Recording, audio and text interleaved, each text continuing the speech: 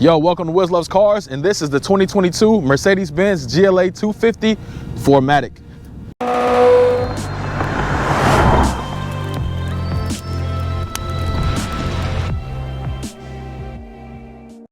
Before we get started, I just want to welcome all my new subscribers. And if you're new to my channel, go ahead and mash that subscribe button. Be sure to like and share my videos if you like the content. Also, make sure you check me out on Twitter at WizLovesCars for exclusive content and giveaways. Today, I'll be reviewing the GLA 250. We'll do an exterior walk around, explore the interior, and take it for a spin. Stick around till the end to find out if this GLA is something that you should have on your radar or something that you could stay completely away from. This GLA starts out at $39K before options and upgrades, which can get expensive depending on what you're into, and bolsters a turbocharged 4-cylinder engine that puts out 221 horsepower. You can expect a 0 to 60 time of 6.3 seconds, which further highlights its perky performance and agility. Lastly, this GLA has a EPA estimated 25 mpg city and 34 mpg highway, which is pretty good for a car in its class. You can also expect those numbers to be a little lower when using four-wheel drive. As I look at this top to bottom, one of the first things that I notice is the bold lines on the hood. This looks super dope. It sets it off, gives it that nice curve appeal, and really complements this crazy grille that Mercedes decided to slap on this GLA. Also, if I'm walking around to the side here, check out these lights. Nice LED lights. They look really good at night. Look really good in the daytime as well too when the DRLs are on. And then this nice complement on the side with these 19-inch rims, chrome accents on the door handle, with a mix of white, which is the color of the car. So I really think that there was some great design thought put into this when it was made. Before we move on to the inside, I just want to highlight the trunk really quickly. So this has really good chrome accents. So you see the GLA badging, the Mercedes badging, the 4MATIC badging that lets you know it's all-wheel drive. You also have a nice chrome plate here on the liftgate, as well as the chrome accents that you have here with the tailpipe system. So I really like that. I think it just adds to the chrome accents that you kind of see around the car when you think about the 360 view with the grille and everything like that. So really like how that does that. And I'm gonna go ahead and open up the liftgate. This opens pretty quick. Now, this has a little bit more room compared to previous models. Also, the seats fold flat, which give you additional room when you have those bulkier items or those boxy items that you want to slide in and out of this vehicle. Inside this GLA, you'll find all of the infotainment, luxury, and convenience features that Mercedes offers in its larger SUVs.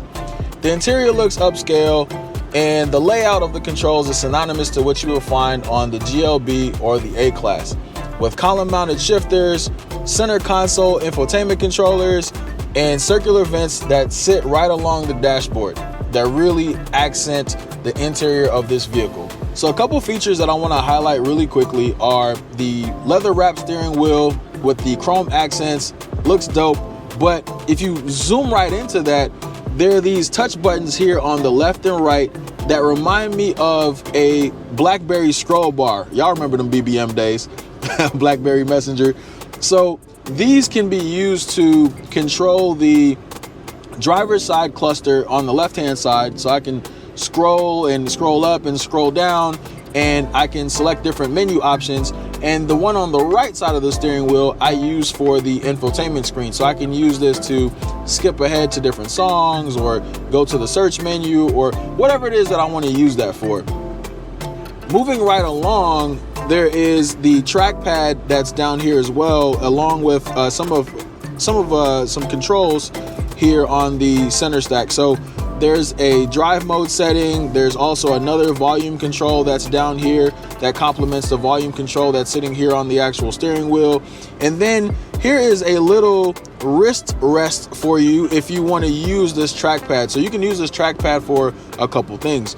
You can go to the home screen, you can fast forward songs, you can use this to select different menu options on the infotainment screen, and you can also use the trackpad to write on it. And then you have this nice little ergonomic wrist support here, so that way you don't have any issues from overuse. So really thoughtful in that design process, knowing that people are going to actually be using these.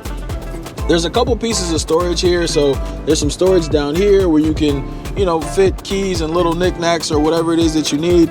And then there's also this center console storage as well, which folds out and presents itself rather nicely. So really enjoy that. Not to mention, there's also these carbon fiber accents here on the interior of this vehicle as well on the side of the door, which also complements that with some of these chrome accents. So I really like that. I think that there was a lot of good thought put into this when this vehicle was being designed, especially here on the interior. And how could I almost forget to mention the micro suede seats with the orange stitching in there. Also, if you're on long road trips, you can extend that out if you want to get some more support. But beautifully made. Really love the interior of this vehicle. And then the last thing I'll just say really quickly before we move on to the back seat is that this infotainment screen comes in a 7-inch, and you can also opt into a 10-inch display as a part of the options and upgrades. Let's go ahead and head to the back. So sitting in this back seat, I know this is a compact SUV, but there's a lot of head clearance, if you can see. Plenty of head clearance, plenty of room back here.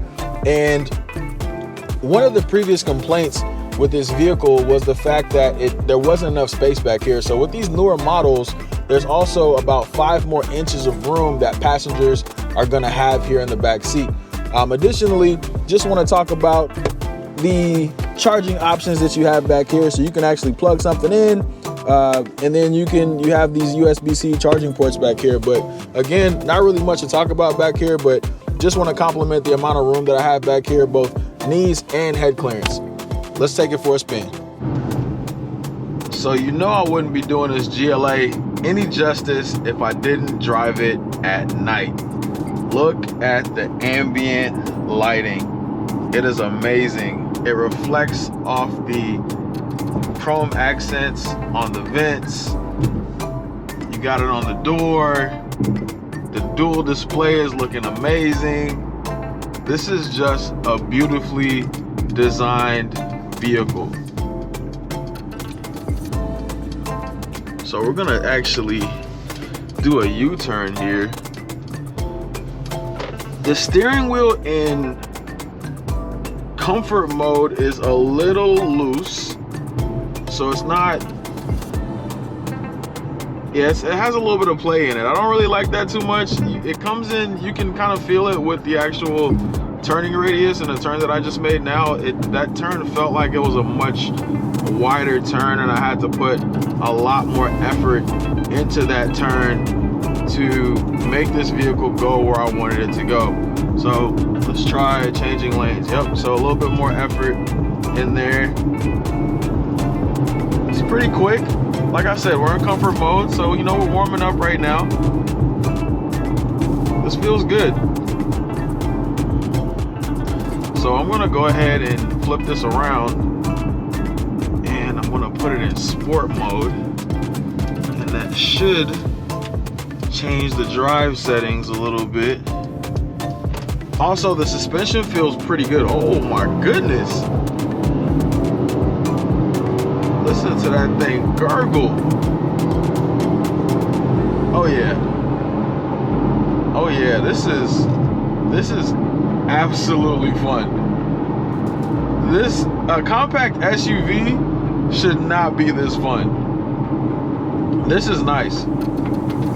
This is really, really nice. All right, so I'm gonna turn it around one more time.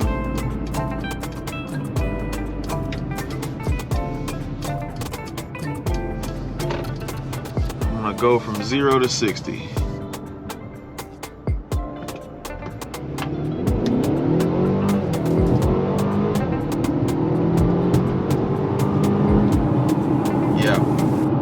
Yeah, that's it right there. I really enjoy driving this. All right, so the steering has picked up a little bit. It's a little bit more responsive now with this vehicle being in sport mode. So a lot of things have changed. I've felt the suspension stiffen up a little bit. Maybe I'm overplaying that. That's how I kind of feel. The steering wheel is a little bit more responsive now in sport mode, and it has a lot more pep when accelerating. So all in all, to answer the question that I posed early on in the actual video about, is this something that you should have on your radar, or is this a compact SUV you should stay away from? I'll tell you this really quickly. I drove the Q3, which is pretty much a cousin of this vehicle, or a counterpart, should I say, and it was not as fun to drive as this. So go ahead and check out my Q3 review. I'll post that link. But I would say this is definitely something that you want to keep on your radar. I encourage you to go check it out at the dealership, go drive it, watch a few more reviews on it online. And honestly, I like this. If I didn't have a everyday daily driver right now, I would definitely add one of these to the arsenal. I think this is an amazing vehicle. The luxury, the style, the speed, everything combined really makes this vehicle what it is, and it is a joy to drive. I'll catch y'all in the next video.